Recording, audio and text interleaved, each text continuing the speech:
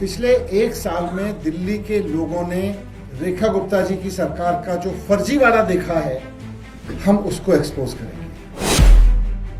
दिल्ली की महिलाओं के साथ फर्जीवाड़ा। चुनाव से पहले प्रधानमंत्री मोदी जी ने दिल्ली की आधी आबादी को गारंटी दी थी 8 मार्च तक दिल्ली की बहनों के खाते में 2,500 रुपया पहुंचना शुरू हो जाएगा।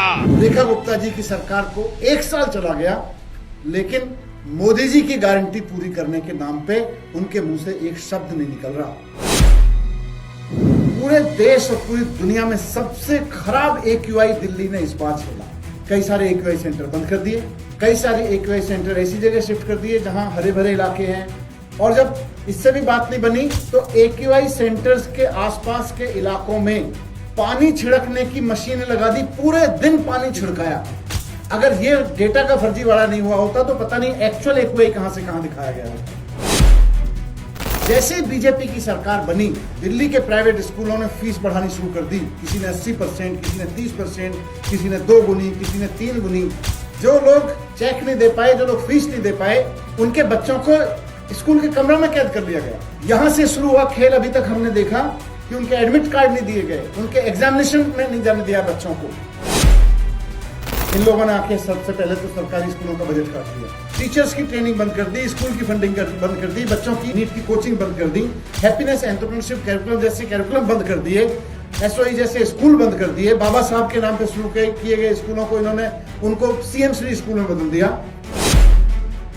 चुनाव से पहले इन्होंने वादा किया था जहां झुग्गी वहीं मकान, लेकिन सरकार बनते ही इन्होंने मिशन शुरू कर दिया जहां झुग्गी वहां मैदान।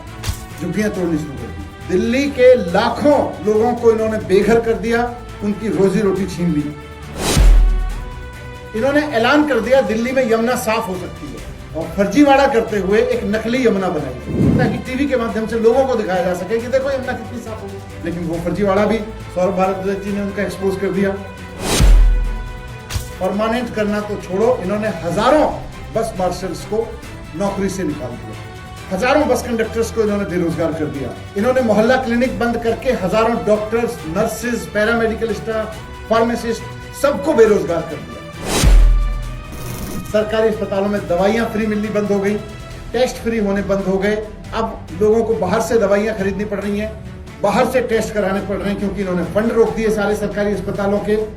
और 24 अस्पताल जो केजरीवाल जी के समय पे बनने शुरू हुए थे, उनका निर्माण इन्होंने बंद करके प्राइवेट हाथों में सौंप रहे हैं। साफ सुथरी दिल्ली का सपना देखने वाले लोगों के साथ इन्होंने फर्जीवाड़ा किया है।